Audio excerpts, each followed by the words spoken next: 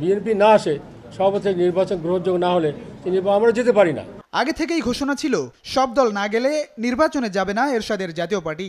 তবে পরপরই ভোল পাল্টে বলেছিলেন গণতান্ত্রিক ধারা অব্যাহত রাখতে নির্বাচনের বিকল্প নেই। এখন যদি আমরা নির্বাচন না যাই, দেশের মানুষ সবাইকে নির্বাচন সব রাজনীতি দ্রুত দেবে তারা, আমার শুধু নয়, আমাদের নির্বাচন যেতে হবে। মনোনয়নপত্র জমা দেওয়ার পর ফের সুর পাল্টান এরশাদ। নির্বাচনের পরিবেশ নেই এমন অভিযোগ তুলে সব দল ছাড়া নির্বাচনে অংশ না নেয়ার ঘোষণা। একটা ফার্সিক্যাল নির্বাচনে যাব না।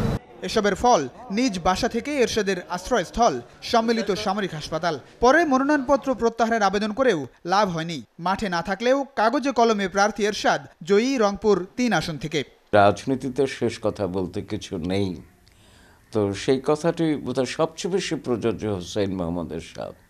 তিনি বহুরূপী এবং রংধনু ব্যক্তিত্ব। জিনিসটা পরিষ্কার হবে যখন সে সত্যিকার অর্থে স্বাধীনভাবে কথা বলতে পারবে। জাতীয় পার্টিকে একরকম ধরে বেঁধেই আওয়ামী লীগ নির্বাচনে এনেছে।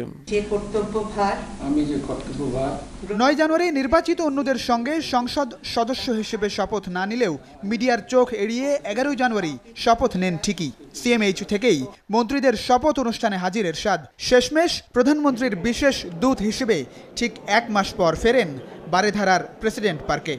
এমন একজন শপথ নিচ্ছে যে প্রেসের সাথে কথা বলতে পারছে না, তার মানেই হচ্ছে যে সে আপাতত পুরোপুরি স্বাধীন না। সব কিছু মিলিয়ে তার অবস্থানের কোনো নিশ্চয়তা নেই, দৃঢ়তা নেই। হয়তো এমনও আমরা শুনব যে যখন সে পুরোপুরি স্বাধীনভাবে কথা বলতে পারবে তখন অন্য ব্যাখ্যাও আমি শুনতে পারি। রাজনীতিবিদরা যদি জনকল্যাণ না করতে পারেন, শুধু ক্ষমতা, প্রত্যাশা এবং ক্ষমতা আঁকড়ে ধরে থাকা যদি হয়, তাহলে সেই রাজনীতি নষ্ট, ভ্রষ্ট, এবং তা হয়ে গেছে বাংলাদেশের রাজনীতি। তারপরও এই বিশ্লেষকরা স্মরণ করিয়ে দিচ্ছেন মানুষ এখন অনেক সচেতন। কথা ও কাজের এমন অমিল একজন রাজনীতিকের পক্ষে কোনোভাবেই স্বস্তিদায়ক নয় বলেই সতর্ক করলেন তারা। প্লাবন রহমান, এসএটিভি, ঢাকা।